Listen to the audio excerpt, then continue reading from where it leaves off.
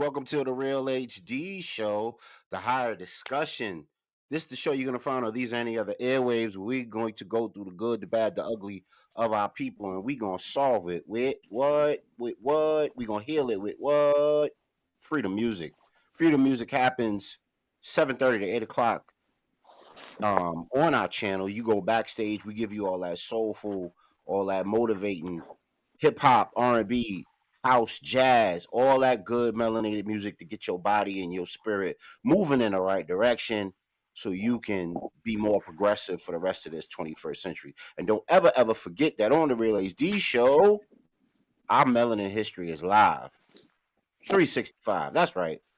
Forever and always, you will always hear the exploits and the good, the bad, the ugly of our people here. We don't need no dude to tell us to celebrate us. All right, man. So we moving on, and we got Godspeed in the building. What's going on with you, brother, man? Peace, brother. Yeah, man. We here. We rocking already, bro. We Yes, rocking yes. already, and I appreciate everybody out there listening to the 5 Facebook channels: YouTube, Twitch, Twitter, Instagram, Mob Crush, D Live, Trovo Nation. Everywhere you want to be, we are the Real HD Show, the higher discussion. Y'all tap in, man, so that y'all can have a higher discussion with us. Y'all make sure y'all like, share, subscribe, turn on all your notifications, and share the broadcast so that everyone can be involved with what we're doing here on the Real HD Show, and we can all have a higher discussion. Total Package Energy, zips, powders, gels, teas, liquids, melanated company, Olympic tested, people approved. Kobe Bryant, Yao Ming got involved with this product, said they loved it. All natural to help you avoid that 3 to 5 o'clock crash.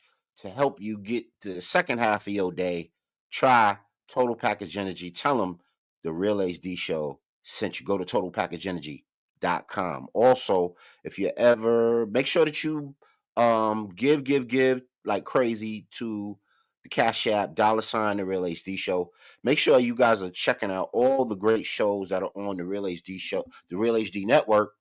Last night we had a really dope episode of in the bonus hoop show with my peoples, and we was chopping it up, something heavy about the world of basketball. The All-Star game was going on, all of the things that are rumbling. We give you all the hoop you can stand, a hoop show for Oh, hoop yeah. heads. Check out in the bonus with my man Godspeed. He's on there with me. How'd you like Indeed. last night's show, bro? The show was great, man. Yeah. We kind of Show set was the great. stage for him Yeah, toward we the did. end for the finale of the All Star game, right? Oh yeah. Oh yeah, absolutely. We was weighing in and trying to how could I say socially set the tone ahead of Yes, time, be sir. part of that crowd that was doing the same. A Yes, lot sir. of us Yes, sir. felt like the All-Stars game been soft the last 15 years. So we were definitely working to make sure that we play our part and bringing that intensity back. Yeah, man. And the reason why that's important, and we bringing it up on a Real HD Show, I guess this could be a lit city report because I guess it's something fun to talk about, right? So the reason why this is important is because you know you got brothers and sisters who are supporting whole communities with this NBA money that they're making. And even though I might not see it or you might not see it, but that doesn't mean there's a community, a clan, a tribe somewhere really um depending on these brothers and sisters to make good on their careers, and we got to support that so they can continue to support our folks in whichever way they can. I wish they would join a melanated union, kick in dues every year, and help solve some of our political issues also. Right. Indeed. Yeah, man, that'd be dope. That'd be dope. I don't know if that's asking too much of them, but that'd be dope. Yeah, man. So I'm gonna load something up. This is not what I'm gonna show right now. I'm gonna show it a bit later. Um, and also make sure that you guys have Check out Bats Footwear all the way down in Enola. That's the fam right there.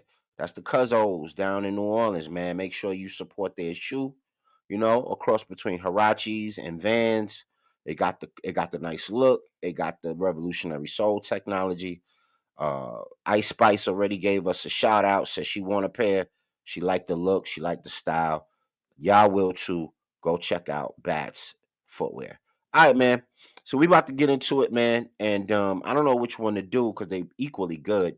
But we got to start the show with our elders and ancestors blueprint because we standing on the shoulders of greatness, and they laid out a pathway for us to honor, respect, and learn from. And maybe some of our problems of today could be solved by some of the things that they went through in the past. And we're gonna look at and now we'll see a little bit of the video. So let me load that up one more again. We're gonna see what a cat named Dixon did with the Knights of Liberty or the Knights of Tabor. This is a very important group because right around the time of the 19th century, there was some things happening and some stuff was about to pop off. And it's interesting how they want to hide things like this from us, but you can't handle the truth. At least that's what the other folks are saying. That with their fragility. So without further ado, man, let's get into Elders and Ancestors Blueprint right here on the Real HD Show. Check it out.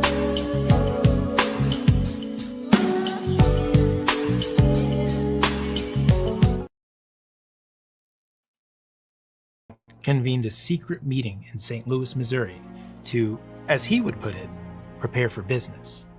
His plan called for the infiltration of the southern states to recruit and train men who were courageous, patient, temperate, and possessed of sound common sense. Recruits were required to take an oath of secrecy until death. After 10 years of training, these Knights of Liberty would launch a war on slavery. The participants in this St. Louis meeting, made up of Dixon and 11 trusted friends, would come to be known as the Order of 12. These 12 men spread out across the South to establish the Knights of Liberty. But even as they chipped away at this 10-year plan, they made an immediate impact on the Underground Railroad. In a 1901 Denver Post interview, Dixon stated that the Knights operated a network capable of moving freedom seekers all across the United States. Disguise was often part of their success. In one case, Dixon rescued a mother and daughter from Louisiana by coordinating tailors and barbers to disguise them as sailors. A fellow Knight of Liberty snuck them onto a steamboat as part of the crew, and they successfully made their way to freedom in Canada. In the same interview, Dixon said that the Knights of Liberty had an unbreakable telegraph code that remains hidden to this day. But we do have evidence of coded language from other underground resistance groups who operated during the same time period. The African Mysteries, a group based in Detroit, Michigan, communicated with freedom seekers through what we would know today as call signs. One nonverbal signal required a person to touch the knuckle of their right index finger to the knuckle of their left. The other person would respond by reversing the signal left to right to confirm that they were also part of the organization. But while groups like the African Mysteries were focused on escaping from the South, the Knights of Liberty wanted to seize land for Black people in the South. The plan was to attack Atlanta and form a stronghold of Black resistance.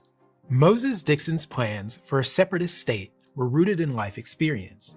His parents were born into slavery, and as a boy, he survived race riots in Cincinnati intended to drive Black people out of the city. He learned that Black liberation was needed by any means necessary, and would come to know exactly what that meant when he lived through Nat Turner's rebellion. On August 21st, 1831, Turner and at least 40 compatriots launched a bid to end slavery by attacking several plantations in Southampton County, Virginia. While it was never truly clear what Turner's plan was, the rebels executed 55 people before being stopped by state and federal militias. Black people suffered the consequences of the rebellion, with hundreds being beaten and murdered across the South. Slave patrols, formed by state and local militias, began an early version of stop and frisk policing, and laws known as slave codes prevented enslaved people from gathering in large numbers, traveling without permission, or testifying in court. None of this was lost on the Knights of Liberty as they prepared for their own revolution. In discussing the secrecy needed for them to succeed, Moses Dixon wrote, "We know of the failure of Nat Turner and others. Previous rebellion leaders struggled with stealth and planned for just weeks or months without building a real infrastructure to support their operations. Dixon gambled that a large army with 10 years of training gave them a real chance. Now, they just needed funding. Money for a secret." All right, that video can go on and on and on. It's a great video. Go check out PBS, Knights of Tabor or Knights of Liberty. So the way that story ends, right, is that they raised an army for 10 years to eventually wipe out the Confederate Army in the Confederate South and take over territories in the Tennessee area all the way through Georgia and create their own melanated, stronghold amongst those states. And what stopped them was on the month or two before they were about to launch the attack. Guess what popped off, bro? You still with me, bro? Yeah, I just muted because I'm driving, so I didn't want to make noise on the Oh, air. nah, that's cool. That's cool. Yeah. I was saying what popped off after. What year what year we talking about again? Well, this is the 19th century, so this is right before So we in the the Civil 1800s. War. Right. So this is right before the Civil War. That's what stopped the Knights of Tabor or the Knights of Liberty from launching an all-out assault on the Southern Confederate area of America. Wow. To create a stronghold for Black melanated people liberation in the country. This was like a melanated movement right here. Yeah. It's called the Knights of Tabor or the Knights of Liberty. So this is what they did, bro, which is so dope. And y'all support your bro at home. And I tell you that y'all hit the Cash App, y'all like, share, subscribe on this joint right here. Here we go. They trained for 10 years in a military style because they looked at the old they looked at the older revolts and where they went wrong. Planned, strategized it. The only thing that stopped them from actually doing it was the onset of the actual Civil War. Right. They were like a month away from that. Wow. If not, they would have did it, and it would have been a whole story. A whole situation. And what's ill about it is these were Freemasons, bro. They were Black Freemasons, and they called themselves the 12 Sons of Liberty. But that wasn't really their name. That was their fake name. Right. Code name. Right. That was the name to the public, right? So they could meet. What their name really was the Knights of Tabor. And they fancied themselves a warrior class that met in secret of the secret. Because Freemasonry was supposed to be all secretive back then, and an exclusive club and all of that. Absolutely. So they met, Could you imagine training for 10 years for an all-out war, bro? Yeah, that's crazy. Like really doing that for 10 years. 10 years. It's true story, real shit. Like the brother's name is Charles Dixon out of Tennessee. And he had a group of 12 people that was scattered all over what was America at that time. Different states, different locations. They said they even helped to further the Mexican Underground Railroad. Yeah, and if you want to read more on it, right here, you guys can go to the Griot. It says The Secret History of the National Slave Revolt. So it was going to be national. So it was almost like having like sleeper cells in every colony, every state, every locale ready to pop off. Right. Ain't that ill, bro? That's crazy. Yeah. And then that's crazy. Never heard of them until tonight. I never heard of them. Yeah. I'm gonna try to find something else too. Now this came off the heels of Nat Turner's rebellion in 1831, right? And Nat Turner's rebellion came off the heels of. I'm gonna try to find this right now. Hold on. Let me see if my computer will cooperate with me. There we go. Yes. All right. Nice. Was it Nice. Denmark? Was it Denmark VC? No, it was a lot of riders. Denmark VC was in the 18th century. Okay. Yeah, him and what do you call it? Lou, what was his name? Lemuel Hayes. Lemuel Okay. Hayes. And you know, Lemuel Hayes was the pastor, the brother who was a pastor who wrote the letter to Thomas Jefferson to get him to change up the Declaration of Independence. Yeah. Copy. But the Knights of Liberty was off the heels of Nat Turner's rebellion, right? Okay. And Nat Turner's rebellion was off the heels of this right here. I'm gonna blow it up real quick. I hope the screen gets bigger. I don't know if it gets bigger on your side. Jessup's Compromise, refused to authorized by General Thomas Jessup during the Second Seminole War. So if anybody knows anything about the Seminole War, those were brothers mixed with native folks who were fighting against the American forces right around the time of the War of 1812. So I don't want to ever hear nobody tell me that we didn't put foot to ass around here. Nope. Led by that man right in the middle, John Horse.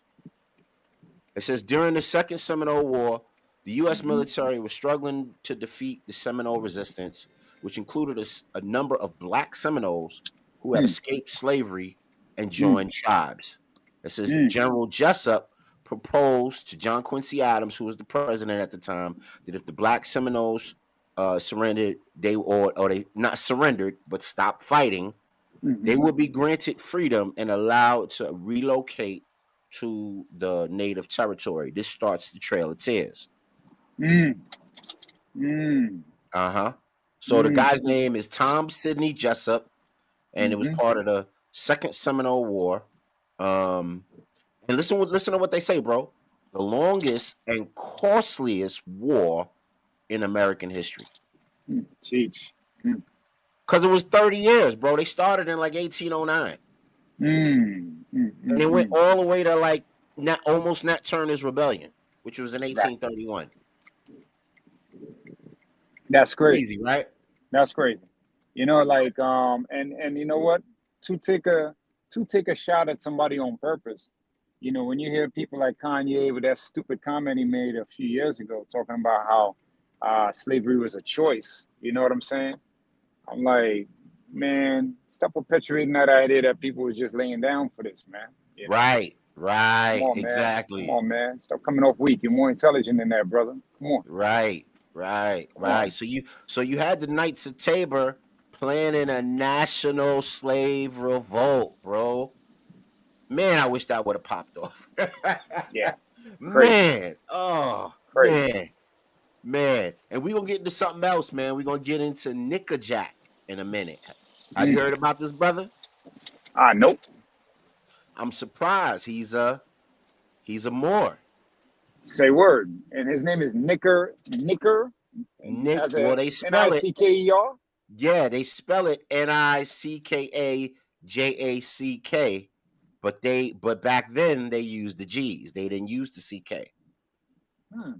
And get this, he was a bad brother in the Tennessee area, Tennessee, Georgia, Alabama area. But he fought the during the Revolutionary War and really put foot to ass, man. He put foot to ass, and we gonna deal with Nickajack in a minute, man, because they trying to hide something, and the Batman legacy may be intertwined with the Nickajack legacy of the Gullah Geechee people within that whole confines, man. We going in tonight. We going in. But so that was our, elders and ancestors' blueprint, man. And the way I put it is like this, brother. If they could plan a national revolt to get things done in their way and in their form and in their fashion, then we ain't got no excuse. Right. We ain't got no excuse. Whatever we need, whatever we trying to pull out of this national uh project, as it were, this national experiment that they call the United States of America Inc. There's no reason why we can't get what we need to get out of it. You know what I mean? Mm-hmm. Because you have Mm-hmm. brothers who, ancestors that put it down in some really unique ways. And I'm proud of them, man. And I'm not, I consider um the Knights of Liberty and the Knights of Tabor one of the melanin wonders of the world. And we'll get into a little bit more of that as we keep Yeah, going. I'm gonna scale back to this footage and make a note of them because I'm behind the wheel right now. But I'm definitely gonna Yeah, check make a them note out, of man. They them dope. and check them out a little further too, man. I've Yeah, they never heard of what's either the movement until now. That's crazy. Yeah, they was about to set it off, bro. They was about to Hmm. set it off. And that kind of reminds me of a lot of the stuff that we're hearing, right? Because I know you Hmm. guys seen this, right? Didn't you guys see this? The Bama brawl a couple years ago. They started beating up on the dock worker Oh yeah. in Alabama, Yeah. and then the I'm brothers jumped listening, off not the looking, brothers but jumped off the as you boat. describe it more, I remember that. Yep. Yeah, the brothers jumped off the boat and got busy, Oh yeah, they did. and it was a sad day. It was slow singing and flower bringing. Yep. Yeah, man. We got a comment. Hey, what up? Hey Vic, I'm a call back. Yes, please. All right, do that. Do that. Do that. Do that. All right, man. Let's keep it pushing. We're gonna Indeed. get into our AAT report, healthy, wealthier, and wiser for a brand new you, because we need cell power. It was robbed from us a little while ago with all of the pandemic crap, right? Um, fire. Appreciate you, sis. Right. So we gonna get into our health report on the Real HD show. Go.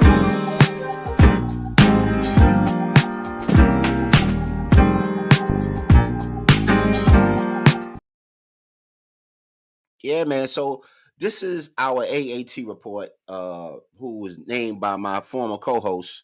I wish he would come back on. I hope everything's great with you, bro. I hope everything's healthy, and I hope you're earning and learning and progressing with what you do, man. You always welcome here on the Real HD Show. AAT starts for Aero Aqua Terra. So anything under the sea, on the land, or in the air that can make you healthy, we're gonna talk about it on the Real HD Show. You know what I'm saying? So, one of the things that we got going is for this clip is a ditty from. Let me see if I can find it. All right, cooperate. Okay, pulling it up right now, family. Give me 1 second. Okay, here we go.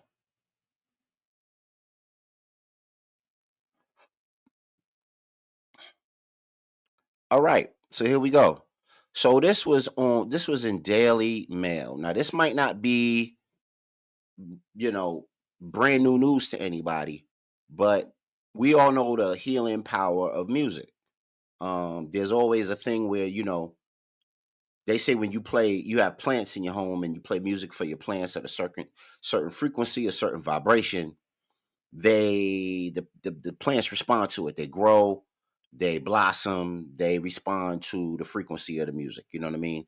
The 365, the 623 megahertz that tune into our saggio levels of frequency that's in the body. That's the levels that our cells respond to. 369, right? So listening to music can reduce level of pain patients suffer after an injury, right? Listening to music can help reduce the level of pain that patients suffer after injury.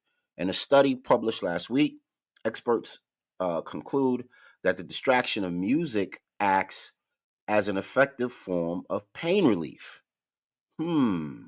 So we got laughter, we got weed, and now we got music, right? It says, but the researchers also found that certain songs had greater impacts than others. Around 1 in 4 people in the UK live with some form of pain. The most common treatments offered were painkillers, physiotherapy, talking therapy. I guess what do you call that? When you go see when you get your what do you call that? When you get your uh, when you get your range of motion checked and your therapy for the muscles and the bones and the joints when you have a car crash, your repair therapy for the body. Now they're finding that music played at a certain frequency at a certain megahertz can in fact heal or reduce pain, inflammation in the joints, and things of that nature. Now, what's interesting about this, right? And I'm hoping that Chris Starks is listening, right? Chris Starks is a DJ. Shout out to Chris Starks, one of the best DJs in Rochester, New York. He was had chronic pain for a while. I'm not trying to blow you up, bro. I'm just trying to use you as a little, stepping stone. He had chronic pain, right? And what's interesting about it is that I got to ask him this, but it never seemed like his pain was as bad when he was actually DJing. Isn't that crazy? He went right to it. Fish out of water. Didn't need any of the meds, didn't need to smoke the weed, didn't need to do any of that. You put on the right music at the right frequency, brother is moving, brother is grooving, brother's doing his thing. He's tapped in. And then when that music stops, and it might even be adrenaline, maybe the music's tapping into, the cerebral or the pineal, and pushing the adrenaline forward, which is a reason, he's able to, avoid the pain. Because I know when you're at high levels of adrenaline, if anybody's an athlete or no athletes, you can play with pain. You can play with a lot of discomfort until that adrenaline settles. And but if anybody at home, right, has any sort of like inkling about our AAT topic of tonight, which is music helping to soothe pain, um, you know, you could even go back to like your old aunties or your old grannies, right? And they'd be feeling bad and they'll be on one knee, panting. But you put that Al Green on, or you put that Isley Brothers on, and they ready to get up and dance out the blue. They ready to get after it. You know what I'm saying? Tell me if I'm lying. If I'm lying, I'm flying. Tell me what's really popping with that. And that was part of our AAT report for this evening. Timestamp it. Let me know what you think. Let me know what you're dealing with. Let me know what you're going through. Let me know how it hits you. That was our AAT report, our healthier, wealthier, wiser report for a brand new you on the Real HD Show. Here we go. Yeah, man. So we are back. We're on the Real HD Show. We're running through it, right? We're going through all our different pieces, right? And the reason why we're going through this, right, is because we're here tonight for this. I'm going to load it up. I'm going to pull a pickup, put it on the screen as soon as it loads. We're here for Sister Sophie Stewart. And Sister Sophie Stewart has a lot going on because she's the creator of The Matrix. I call her Mama Matrix, right? And I recently saw an interview by her that I think either happened, I think it happened last year, I'm pretty sure. She did a interview for Hype magazine, and she did a piece on Killer Pre-Show. And I'm going to show both of those videos. And she talks about how her journey making the Matrix, but she was also responsible for Terminator Part 2. I mean, the Terminator series. So during the 70s, as she went to school in California, she wrote these two brilliant scripts that became these Hollywood franchises, right? None bigger than the Terminator. And now the Matrix is going to be on what, his fourth or fifth movie or something like that. So she created she's like a sci-fi writer, like your Octavia Butler, or in that ilk, right? And she's really dope. and she's of the Shahrazad Ali ilk, where she gonna tell it like it is. She gonna drop them jewels. She gonna tell it like it is, and she gonna really make it live for you when you hear her. So that's why we're here tonight, because everybody knows about the red and the blue pill. We do that moment right here on the show itself, and everybody enjoys it. Where we feature stories that are lighthearted or really, really heavy, based on the red or picking the blue pill. But before we do that, we're going to get into our Lit City report. Here we go.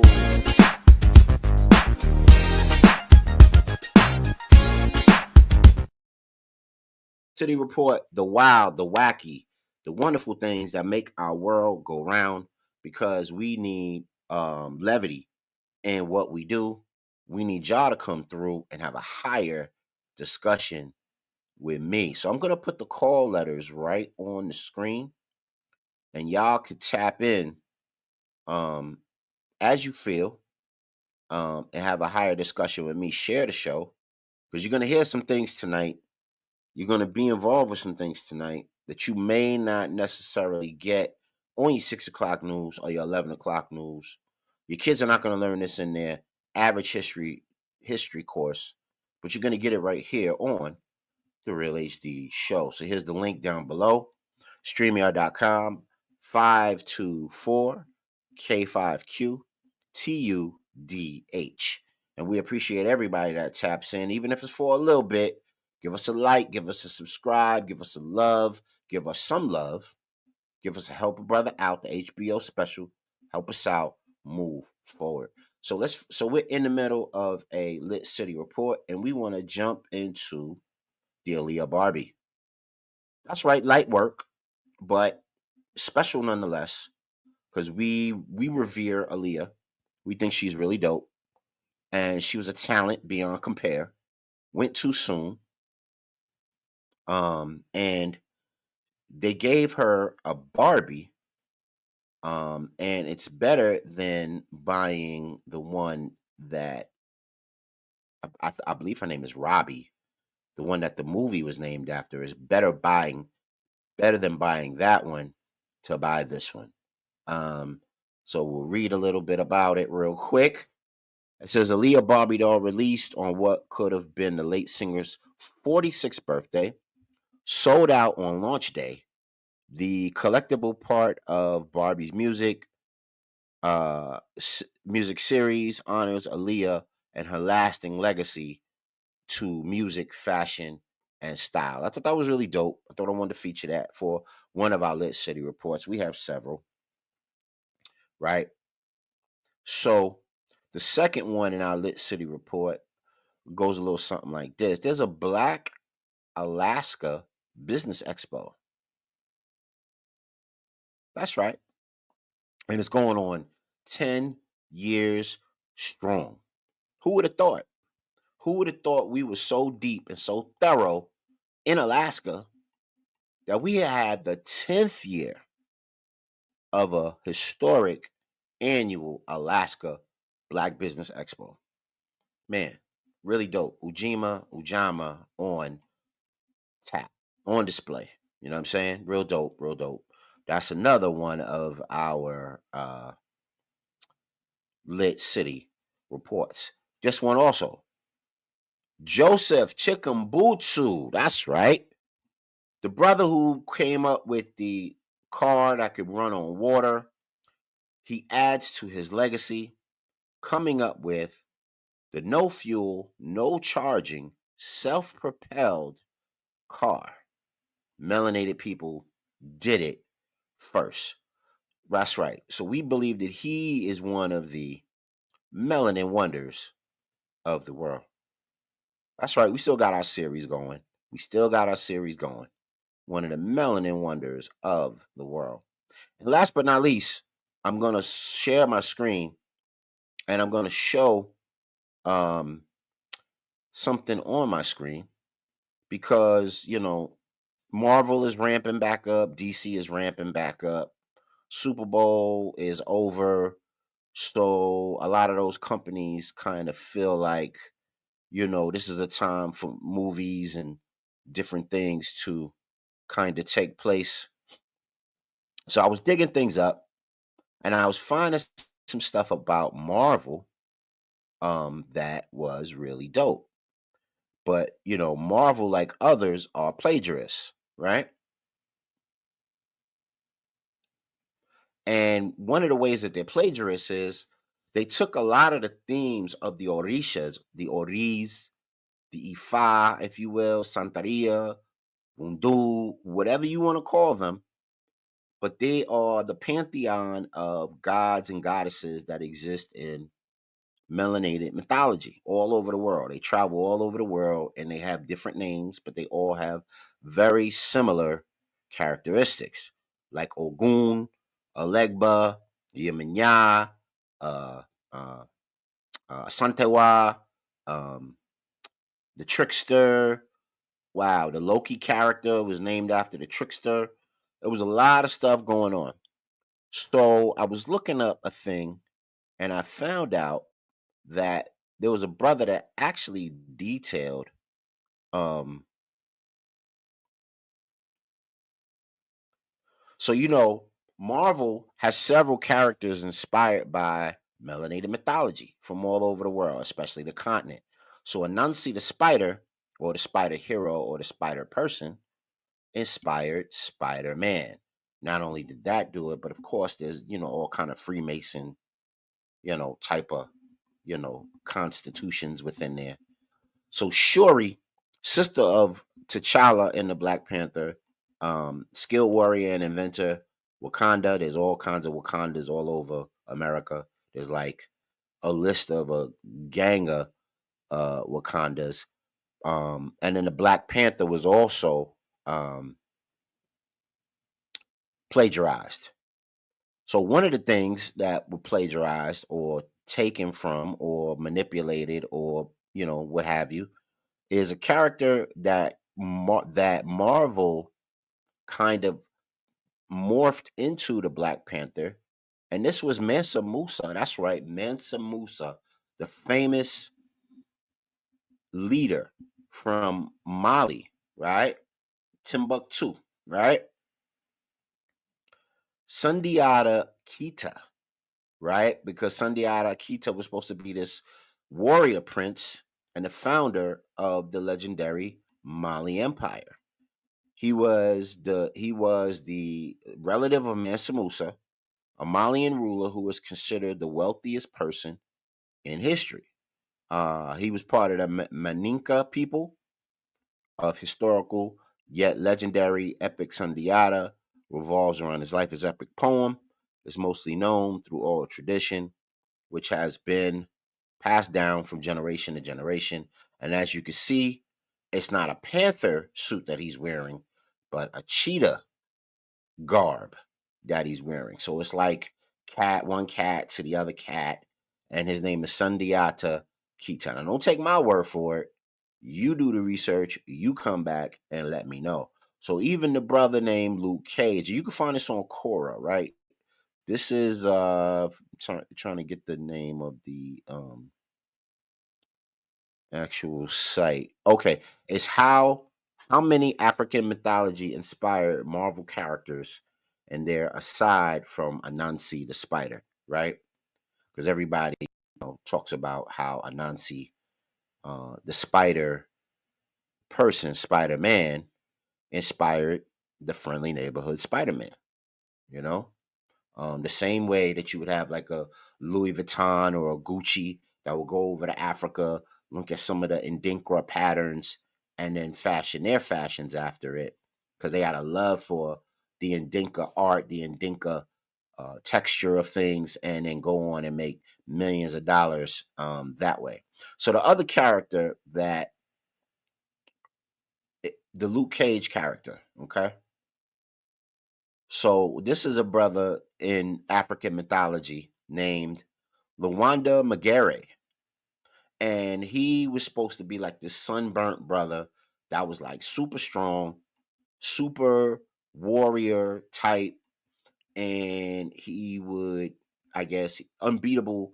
And his skin was like almost rustic hard, right? And like spears and all type of stuff would like break off on him and all of that. Like his body was so impenetrable, You know what I mean? And he was tall, real dark skinned brother. He did his thing out there as a warrior, and his hotel is here too. So that's him. And in a nutshell, there's two more. Hold on, because this thing is fragging on me a little bit. So when I share my screen, I have to wait for certain things to load up, or it'll jump around on me. Okay. So Mwindo was supposed to be modeled. The Doctor Strange character was supposed to be modeled after Mwindo, because Mwindo had these spiritual powers and he could conjure things, right? Mythical hero, Congolese native, Mwindo epic is orally transmitted. The story has been passed down orally for generations. The development of the Mwindo epic is unknown, however, finally recorded and published in 1969. Well, according to the fable, Mwindo is supposed to have uh, an ability to have spiritual powers. And then the Doctor Strange character was modeled after Mwindo. And then also you have that's another like, I guess, animation of Mwindo right here. So you see more of, Doctor Strange eyes lights up, his hands light up. You know what I mean? He has the rings, and you get it. So we're gonna keep going. You can read those, and I want it. That's a Nuncy, right? That Spider-Man was kind of named after. The Wonder Woman character was Queen Amina, the warrior queen, who led um,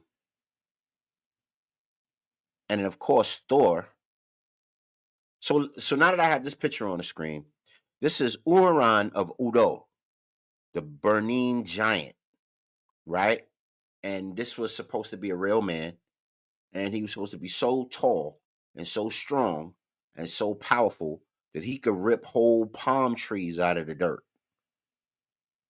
And of course a lot of the Ant-Man and what's his name, the Ant-Man, and of course with the Ant-Man, his power is he can get super big or get super nanoparticle tiny. And a lot of people attribute them kind of plagiarizing over the giant Benin prince. And then I'm trying to find the last one about Shikare. Let me see if it'll cooperate with me now. Come on. Trying to get down to it. Well, everybody heard of Game of Thrones, right? So Game of Thrones is all about, control of dragons, using dragons for your base, or you're gonna mother of dragons, controlling dragons, slaying dragons, all of that type of stuff, right? They even had the Order of the Dragon in the Middle Ages, all connected to Dracula and all that type of stuff. So that's another thing, right? And her name, I'm gonna get it. Hold on. Thing Kane, the Dragon Slayer. And this is all mythology. Some of these come out of the motherland by virtue of mythology, and some of it comes out of Africa through real accounts of real stories, right? And I'm gonna share my images with you real quick, because I think part of the Wonder Woman legacy came out of this. It was a kind of a cross between Queen Amina and this one here. So Thakani, the Dragon Slayer. Let me share my screen and give you a glimpse of what some African artists who share their folklores kind of model her after. And let me see if I'll get a better picture of her. Yeah, there we go.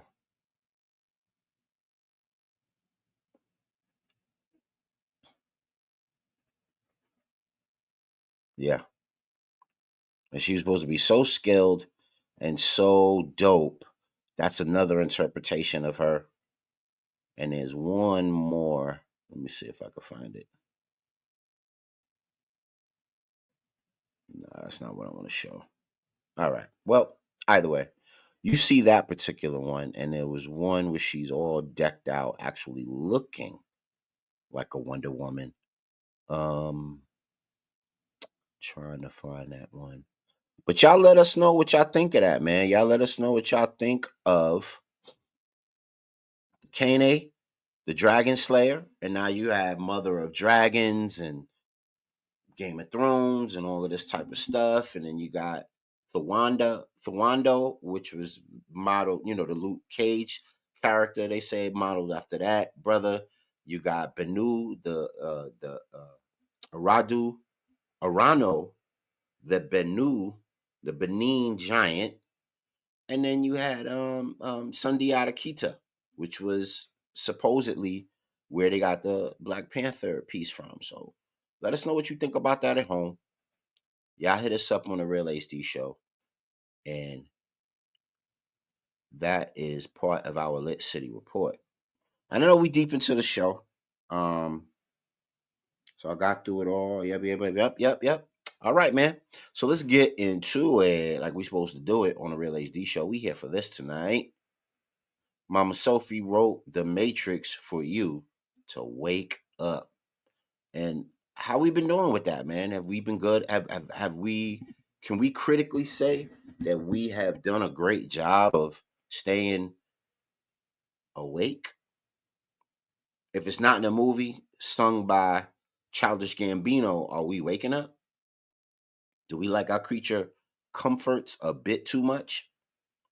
Let's hear what Sister Sophie, Mama Sophie Stewart, says about The Matrix. Now, anybody knows The Matrix, it's this giant, internationally acclaimed sci-fi thriller about a guy named Neo who's like a Jesus character. He comes back to save this futuristic time from total anarchy, total techocracy, right? And meaning ruled by technology. And he had these like Messiah-like powers, right? And of course, Keanu Reeves plays that character, and Lawrence Fishburne played the brilliant Morpheus. And let's do this. This is your last chance. After this, there is no turning back. You take the blue pill, the story ends. You wake up in your bed and believe whatever you want to believe. You take the red pill, you stay in Wonderland, and I show you how deep the rabbit hole goes.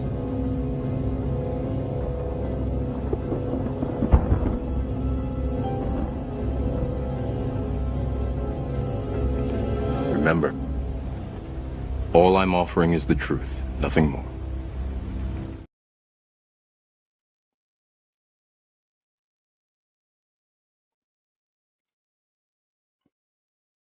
Check this out. In the Matrix. Hey. You are living the prophecy that I prophesied while I was at USC, a degree in journalism, a double major in law.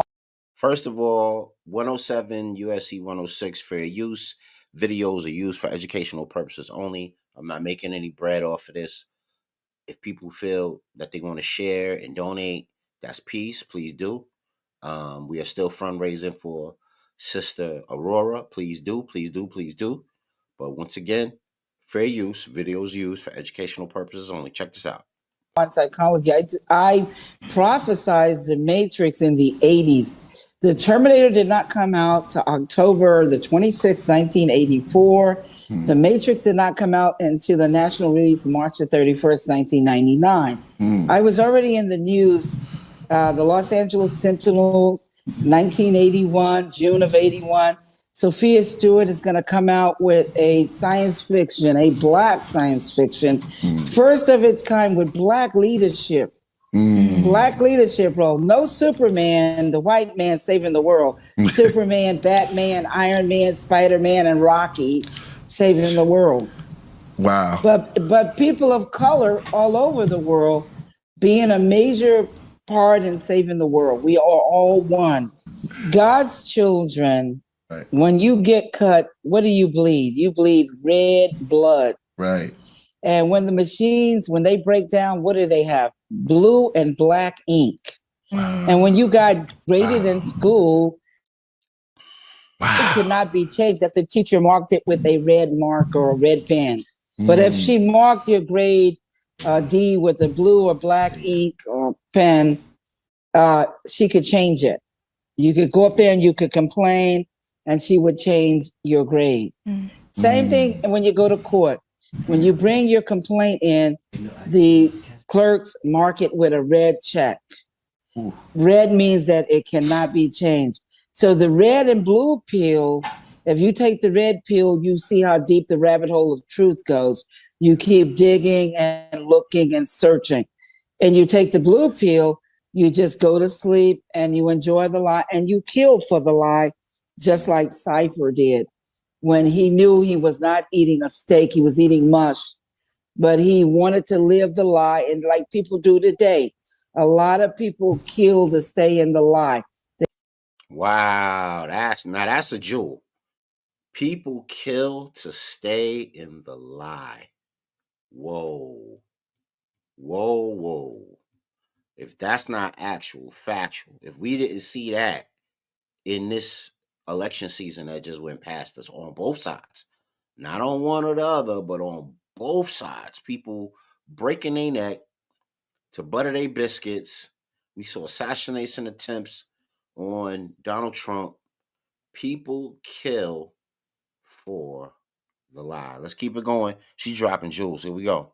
They take the blue pill instead of the red pill and see how deep the rabbit hole goes of truth. Wow. That's good. Wow. So yes. So Cypher did take the blue pill. The blue pill. Wow. Yes. Wake up and he said, wake up in the bed. I thought that was funny because you usually go to sleep in the bed. And you put in there, wake up in your bed and everything's the same. You know well, what I mean? Wake up means in the bed means waking up consciously. Okay. You know, are you dreaming or are you in reality? Right. Do you see what I'm talking about? Yeah. Or are you in a simulation or are you in reality? Okay. Wow. Come on. Yeah. Are you in a program? Are you in a program right now, being programmed? Right. Or have you come out of the program into reality and consciousness and being consciously aware of your construct? It's quite simple, red and blue. If you, like I said, we're talking about man. Wow. She said, did you come out of your construct? Are you aware of your construct? And a lot of times on this show, you hear us talk about how race is a social construct. And it has so many people, especially our folks, spinning like a top. And it implies a lot of classism. It implies a lot of, discrimination. It implies a lot of savage inequalities, but it's just that, a construct. Now, that construct can have deadly consequences, as we've seen over the last 1,000 years, but it's a construct nonetheless. Go see Thomas Middleton, who's a playwright over in England during the Shakespeare era, and his contribution to racism. He was the first person to publish anything about a term called white people or black people. You know what I'm saying? So very, very interesting. I believe that was 1609, 1611, somewhere in there. Go check that out. I know I did a show on that before. But she dropping it, man. She dropping it. Constructs. Here we go. Versus the machines. Right. What I wrote was the second coming of the Christ consciousness, the evolutions of consciousness, and man versus the machines. Right. So if you see the machines, what man has created, what H.G. Wells being the visionary, he's born in the Iron Age. He saw, I'm born in the digital age. The Terminator is wrapped in flesh, killed but cannot be killed. Look at shame. He's going to terminate Sarah Connor, because the beginning of the epic story is the oracle's prophecy that a baby is going to be born. And this baby is going to take out the machines in the future. Mm. And the rebellion or the revolution is going on right now in the future. It's present, past, present, and future time travel. So you look at the Terminator, it's in the past. So when you see the Matrix, is in the future. So the revolution is going on, and they know this woman is going to have a baby that's going to destroy machines in the future. And they have to time travel to kill one of the rebels that's in the future battling the machines right then and right there, has to go time travel to save her. So look at the Terminator now. Terminator End Time Revelations, where the prophecy is by the oracles.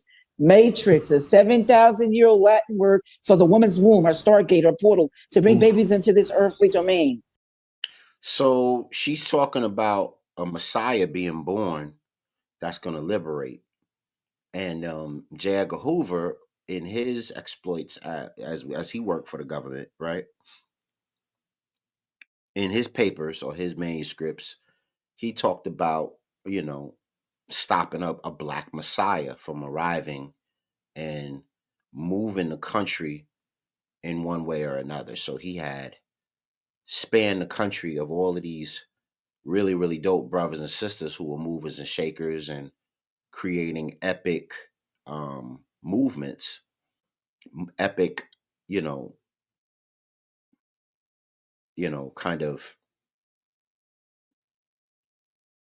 assaults on for their independence and their freedom countrywide, and put them on a most wanted list, put them on and tried to, did their very best to jail them, did their very best to criminalize them, uh, shatter their image through criminology, criminal means, criminal imagery, birth of a nation tactics, and really, really crazy stuff. And it's interesting that she would say about a baby, she would write a book about a baby being born that's going to come and um, become a messiah for our folks.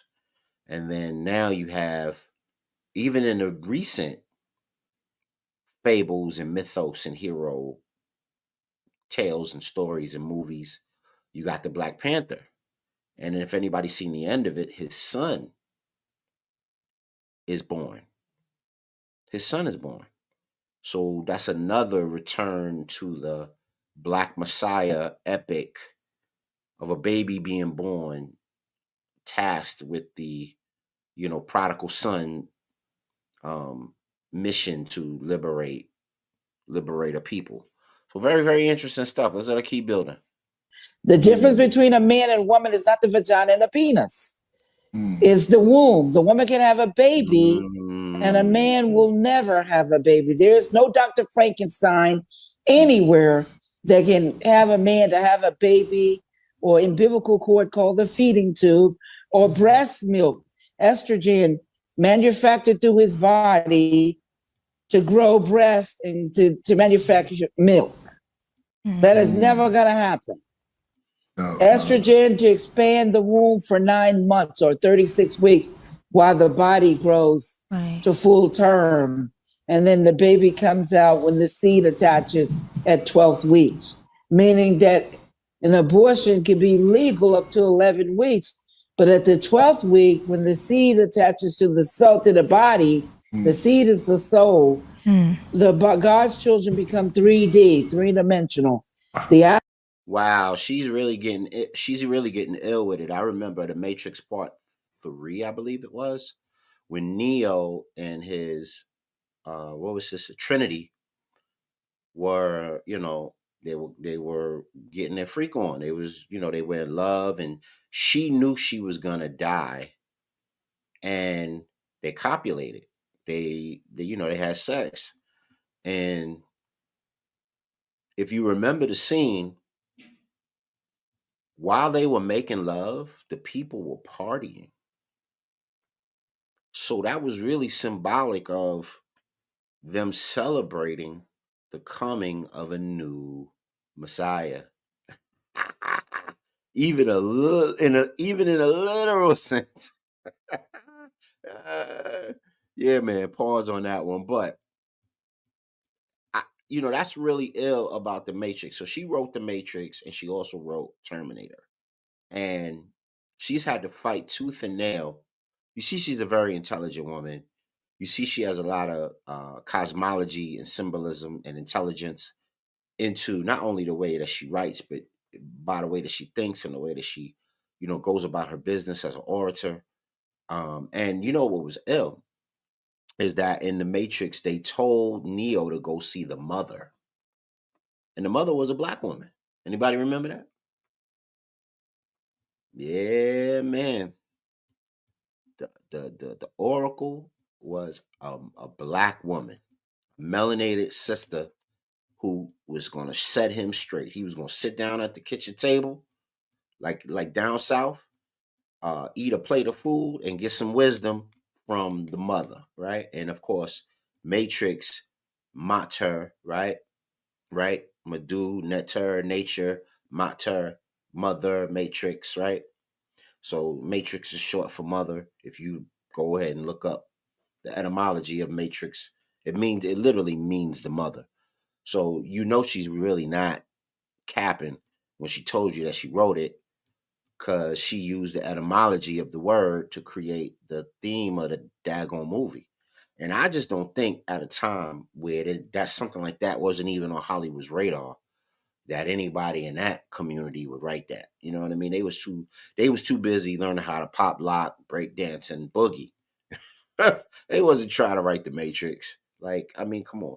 They wasn't trying to write Terminator. You know what I mean? So you have people like her and sisters like Octavia Butler that have a real scientific, a real ill mind for this. And I'm gonna rewind this, bro. This is Killer Priest interviewing Mama Sophia Stewart, who wrote The Matrix. Oh, okay. No sweat. Check this out real quick. I'm gonna go back just a little bit because she dropped some jewels. Mm-hmm. And I know y'all already heard it, and y'all heard me break it down a little bit. I'm gonna try to fly through it. I wish I could put this at a speed and a half, but here we go. Or are you in reality? Okay. Wow. Come on. Yeah. Are you in a program? Are you in a program right now, being programmed? Right. Or have you come out of the program into reality and consciousness and being consciously aware of your construct? It's quite simple, red and blue. If you, like I said, we're talking about man versus the machines. Right. What I wrote was the second coming of the Christ consciousness, the evolutions of consciousness, and man versus the machines. Right. So if you see the machines, what man has created, what H.G. Wells being the visionary, he's born in the Iron Age. So I'm born in the digital age. The Terminator is wrapped in flesh, killed but cannot be killed. Look at shame. He's going to terminate Sarah Connor, because the beginning of the epic story is the oracle's prophecy that a baby is going to be born. And this baby is going to take out the machines and the future.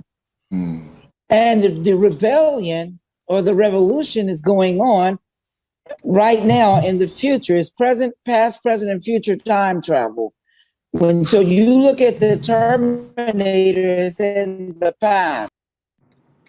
So, bro, I wonder if she was inspired by Octavia Butler, bro. What do you think? Octavia Butler. I don't know Octavia Butler. Yeah, she wrote Parable of the Solar. Hold on, let me put her up for the audience. I could put all her books up on. She's a science. She basically started the science fiction genre of writing because she specialized in it so dope. And she's another melanin marvel. A lot of her plots and subplots have been world round and are world renowned. Mm. So hold on. Let me share my screen and I'll show y'all some Octavia Butler. As I'm watching this, and I didn't even build with the family on that, I was building about them on the Fear of a Black Messiah and about J. Edgar Hoover,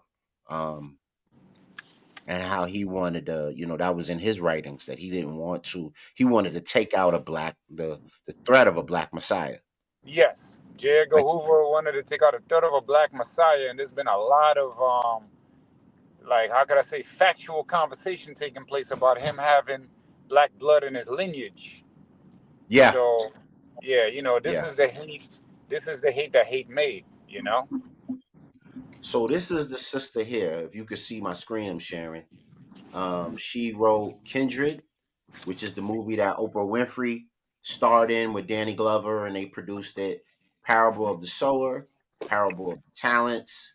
She wrote Dawn. She wrote Adulthood Rights, and she wrote Imago. And Mm. she was one of the most celebrated sci-fi writers of her time, and a lot of Hollywood constructs. Um, a lot of Hollywood constructs or movies and movie adaptations came out of what Octavia Butler provided. And then you get this sister here, who wrote The Terminator and The Matrix, doing Right. the So when exact you same thing. Sister Sophia Mm. Stewart. And she's in here just dropping gems, man. Yeah. And she actually won money because her stuff was copywritten. Yeah, I've been checking up for years in and out. So I always wondered what ended up happening with the case itself. But Right. like you said, she won some kind of She money. she But lost it, the first one, but uh-huh. I believe they settled in the second one because they found copyright patents belonging to her. And like Elijah McCoy and Granville Woods and all our brilliant inventors, these white boys come along and they want to steal inventions and steal our greatness and steal, plagiarize. And she's like a modern example of that. Hmm. But you could tell by the way she's talking, and you could tell by the way she's the nomenclature, the language that she's giving off.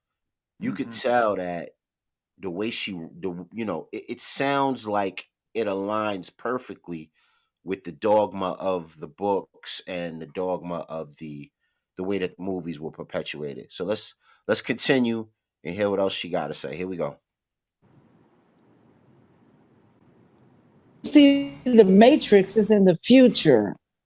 So the revolution is going on, and they know this woman is going to have a baby that's going to destroy machines in the future. And they have to time travel to kill one of the rebels that's in the future battling the machines right then and right there.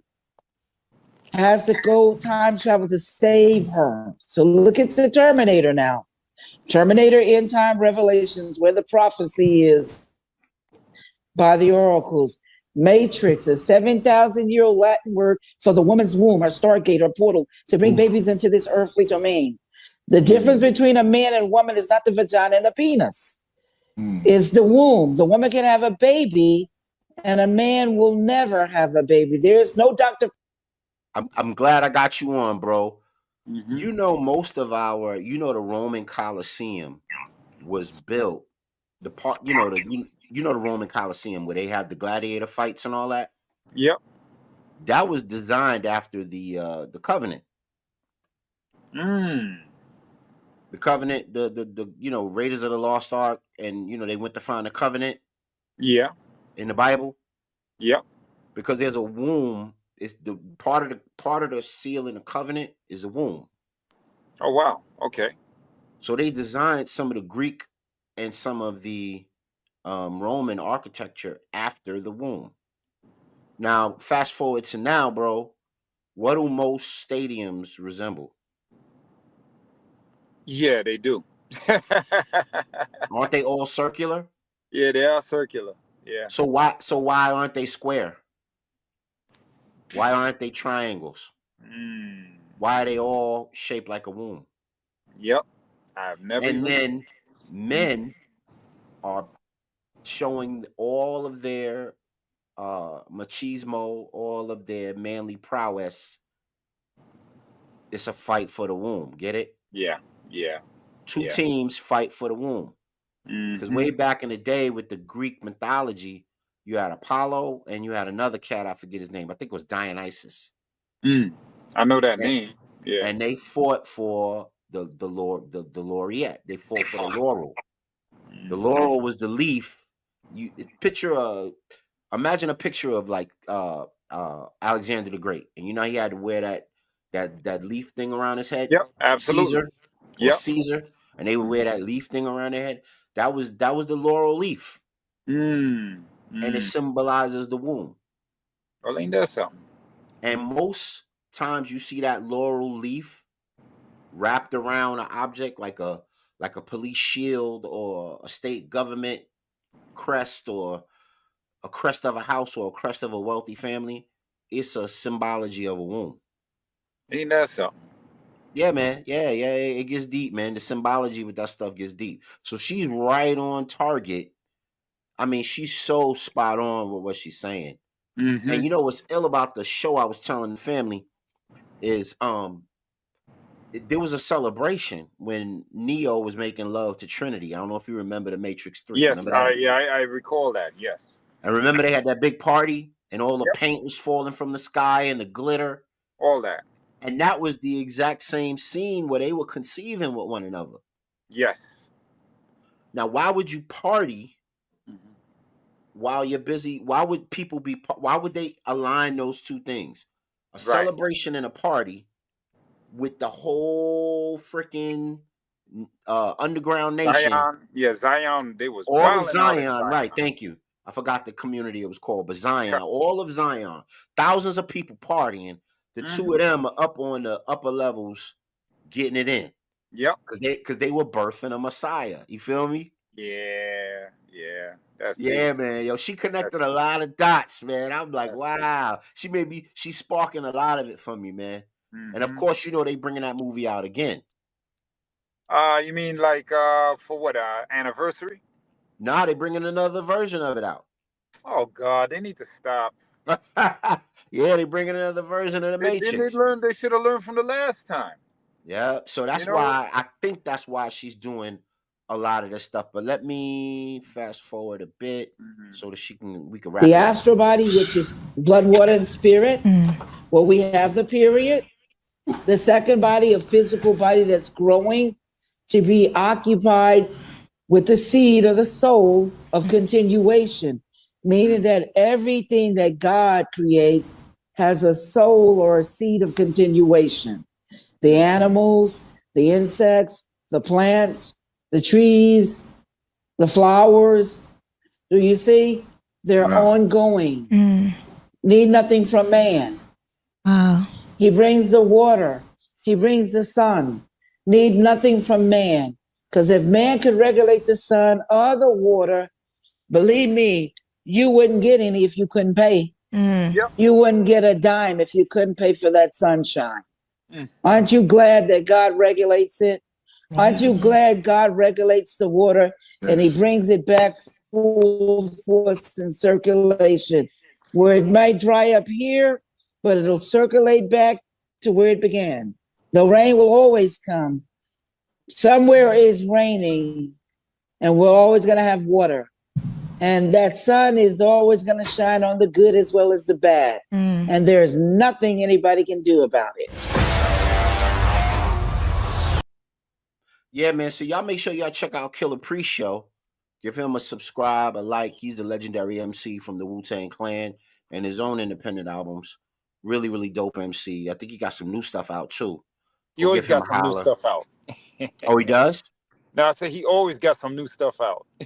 That brother's brilliant, man. He's perpetual, like poetic intelligence, bro. Yeah.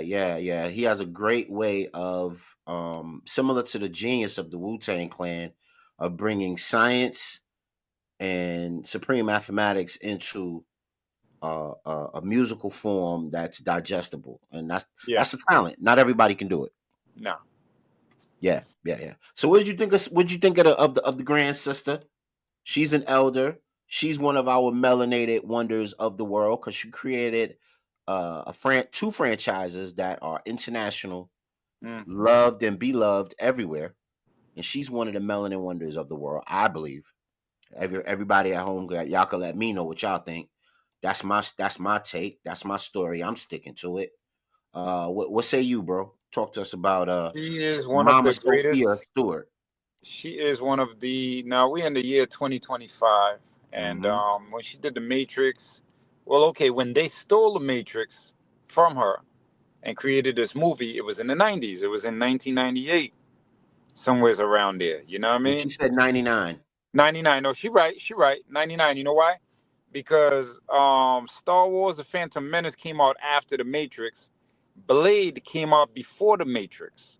So when I first saw the advertisement for the Matrix, shoot, I saw the Matrix 2 nights in a row, bro, back to back.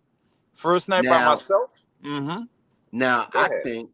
I think I'm gonna go you one further. I think the Mhm. Matrix was stealing a little thunder from Star Wars. Not that they were copying, but Uh-huh. I think Uh-huh. the Star Wars audience Yeah. gravitated to the Matrix. Being me, I'm one of them. Oh, So me I too. know. So what you Me saying is too, for actual sure. fact. Yeah, For what you sure. saying is actual fact. For sure. Because before the Matrix, I had never seen anything so grand on the silver screen.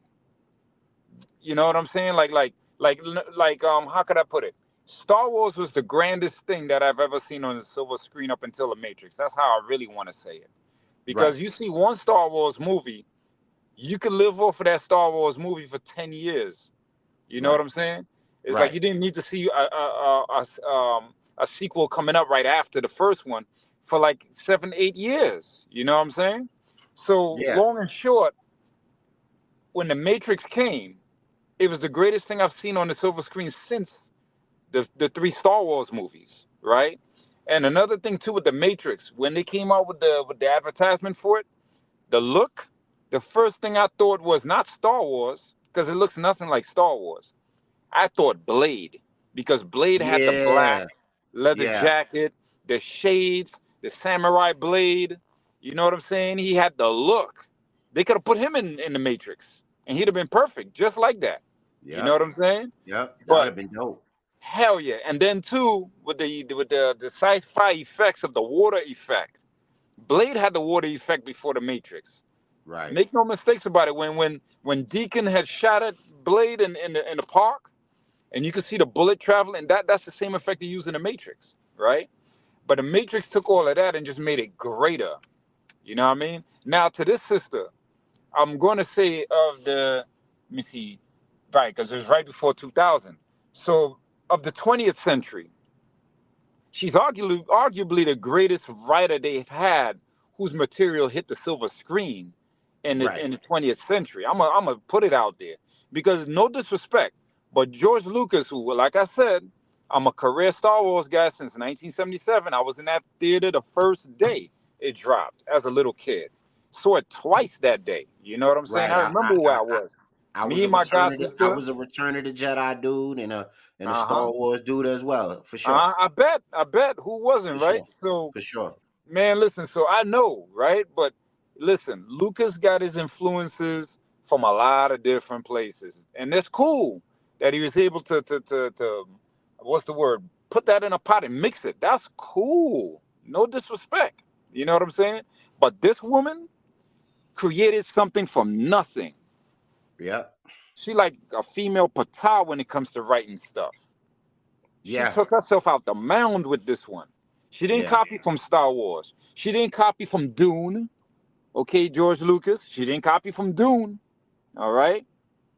He got inspirations from Dune. You know what I mean? Before and Dune the material, not Dune the movie, because obviously Star Wars the movie came out before Dune. But the thing is this though, that woman created something from nothing, a super Right. intelligence. You know what I mean? They robbed her. You know, I gotta do some research on my own though to see what she did about the Terminator. Did you, by any chance, did she say what she did concerning that? Because she's speaking on it.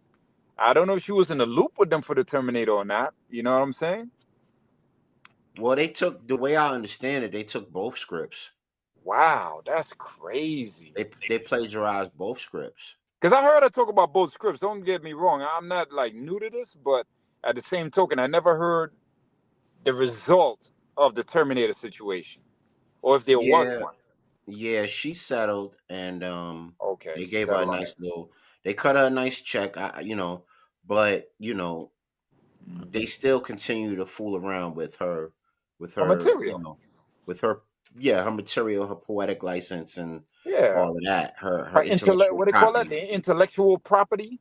Yes, sir. Intellectual property. Yep, Yeah. yep.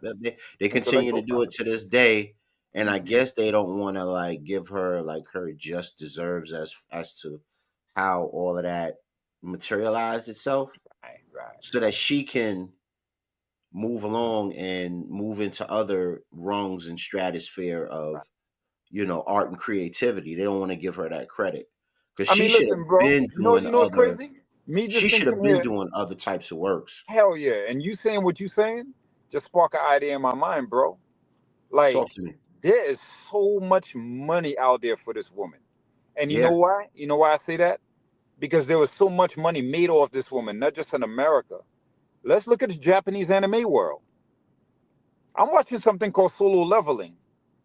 Can't tell me Solo Leveling didn't get a little inspirational for the Matrix. yeah, There's a lot of Japanese animes got a little bit of inspiration off the Matrix. yeah, Anytime you see a dude with shades on or dressed in black, got that look, even though he's supposed to be Japanese, but Japanese anime is so crazy that you would think everybody look Caucasian until they draw Caucasian. That is from Europe. Then you see the cleft in the chin and all this and that. They do things to make them look different now. You know what I'm saying? But right. prior to bringing them in, no disrespect, but the Japanese characters, for the most part, especially in the '90s, they all look like Europeans. You know what I'm saying? Minus blonde hair. You know what I mean? The stereotypical look. You know what I'm saying? But until they draw one, you know what I'm saying? But with all that said, like when you look at, there's an anime called The X. When you look at the lead characters for The X, they got a neo-ish kind of thing about them. Oh, that prodigal son thing has been done over and over and over and over and over. Yeah, Mm-hmm. and in Mm-hmm. many series, Mm-hmm. for sure. But you know what I love about the Matrix, bro? Because you got me geeking and talking about this thing, right? Now, what the audience got to realize is that we just talking that language for the audience, younger audience, But when you're into something, you're not a geek. You know what I'm saying? You're just into something. That's your Right. thing. You know what I mean? Yeah. So Yeah. talking about the That's Matrix, just the colloquialism. That's just the slang. Yeah, I got it. yeah, you know what I mean. But I'm into my thing. So Hey what man, I loved geeked about out. the I'm into Matrix, anime too, mhm, man. I was watching what was that? Sons of Mato on Netflix. Okay, I'm about to check that out. You put Yeah, me on to Sons of something. Mato. Sons of Mato is the legendary hitman Oh, who okay. I think retired. that's a brand new one, right? Yeah, Yeah. it's a brand new one. That's really dope. You Yeah, and I'm I gonna check talked that about the out. Castlevania series, Yes, sir. Yes, sir. Yes, sir. I'm gonna Castlevania check those out. Nocturnal. I'm That's gonna a real check those dope out. one. Yeah, that's phenomenal. Yeah, that's dope. That's dope for Yeah, sure. and I just Yo, started a new one yesterday. What is it called? It was called oh shoot, the epic something. But it was mm, real dope. It was about a mushroom that mm, can heal. mm. It was about this epic mushroom that could heal, and I forget it's called the epic something. I Oh, forget I'm it. gonna have to check. Yeah, I'm gonna have to look for that. I'm gonna have to look for Yeah, that. Yeah, I'm yeah. telling you something. Yo, check out Solo Leveling. Check that out. I know you recommended that before. I You're gonna be didn't have a blown chance away. to get into that. Yeah, you're gonna be blown away. That is a great, unique one. But and you know what I love about the Matrix? Now, I should do the right thing and buy this woman's book if she still even got it on the market. You know what I'm saying? Because the one thing in Matrix that I like, and I want to see if it was in her original writings. Okay, the reason I related to it is the whole thing about the misnomer, right? So Mr. Anderson is his misnomer. You know what I mean? Mm-hmm. So he did his damnedest not to be called Mr. Anderson. He did his damnedest not to be called that. Mm-hmm. He was like, my name is Neo, which we know means something new, right? So the thing is that, to me, what he's trying to say is that You keep calling me and imposing your jurisdiction on me by calling me Mr. Anderson is you trying to stop me from tapping into my light being. You know what I'm saying? I'm trying to tap into my higher self, but you want to keep me in my lower self, my carnal stage. You want to keep me a slave to your system. And I freed myself of your system, and yet still you're trying to pull me back into the system. So I love that part because they're dealing with the slave name and dealing with his free national name, like how the Moors deal with free national names. You know what I'm saying? And like when I did my walks of passage, my cultural walks of passage, I got rid of my slave name. You know what I mean? I got rid of that French name. I don't know how to speak French. I don't know these people. They don't know me. I never been to France. So what am I doing walking around with a French name? That meant beautiful dollar. So you know what I'm saying? So I was like, nah, I got to get rid of that, you know? Went and got me a native name. You know what I'm saying? So my thing is like that part of the Matrix I completely like really related to, you know? And I was like, that is so dope. Every time they want to try to pull him back into your jurisdiction, they call him by his name and they're trying to get him to answer to that misnomer, the slave name of Anderson. You know what I'm saying? So that was just one of the many great things in that movie, man, in that movie series. You know what I'm saying? That first one was a jewel. Yeah, there's a lot of dope symbolism. And we went over the Matrix and all of the crazy Mm-hmm. symbolism that's in it. Because the Merovingian, that's a Mm. whole symbolic thing. Mm-hmm. The architect, the key master, all of Yeah. those things have real symbolic overtones and undertones about economics, Mm-hmm. family, Mm-hmm. societal constructs, Mm-hmm. societal norms, Mm-hmm. societal what keeps people complacent, what keeps people aware and sharp, red pill, blue pill.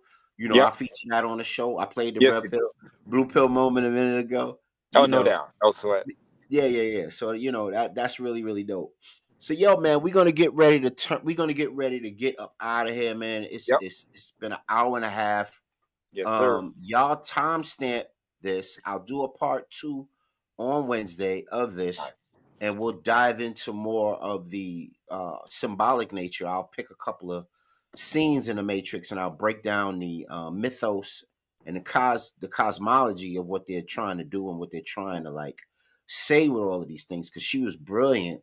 Sister Mm-hmm. Sophie was. I don't know how close this is from the actual books. Brother Mozzie actually gave me the PDF on her stuff Oh, okay. Copy.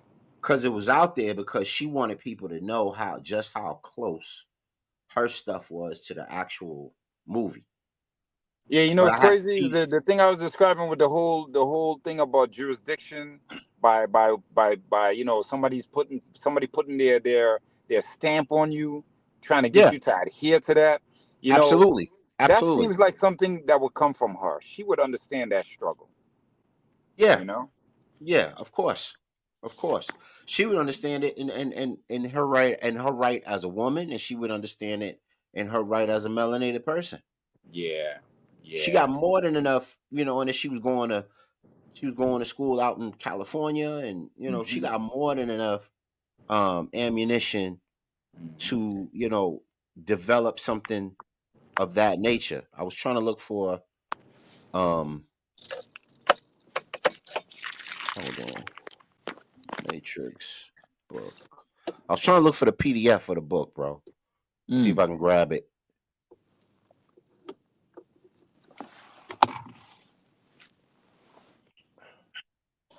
I found something, but I don't think this is it. I got to get Brother Mozzie to send me the PDF for that one more again. If he's listening or if he sees the replay, hey, bro, my when you sent me that last time, it was on my old computer that fragged out, so that blacked out. So send it to me again, and I'll just put it on the screen just to show people what those 4 Matrix books look like. I think it was 4 volumes he sent me too. Oh wow, that's crazy. I think Yeah, it's so called it's Twilight, very right? it's very involved, very It's called involved. Twilight, right? I think it's called Twilight. I'm not sure. I'm not Something sure. like that. I'm Something not like that. It sure. wasn't called Matrix though, but it was called like Yeah, Twilight or it was something like another that. name. It was another name. Yeah, yeah, It was yeah, another yeah. name. But that was the Before movie. you jet off, Wesley Yes. Snipes was working on a script that was supposed to be equally as exciting and like, how could I say, what's the word, esoteric as the Okay. Matrix. Okay. Yeah, I don't know, whatever happened to it. The conversation about it just got quiet, but I remember he was working on something like that. Yeah, man. And we could get deeper, but we need you to tune in and tap Yeah. in, come on the stage, give us your comments so we can all have a higher discussion. Because I did the symbolism and cosmology to the Matrix a couple of years back. That's easy work for me, but I want your thoughts on it. You know what I'm saying? I love it. I studied the stuff. I really got into the stuff.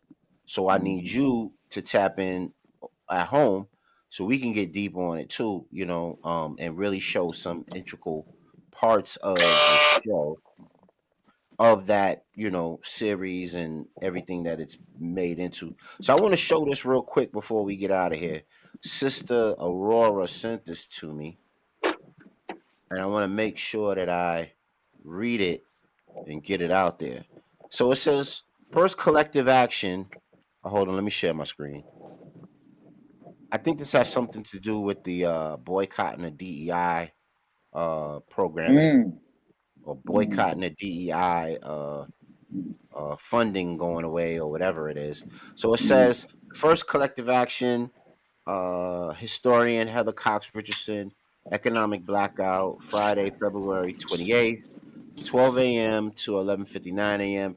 Families, friends, acquaintances turn off the economy, show who really has the power in the U.S., spread the message.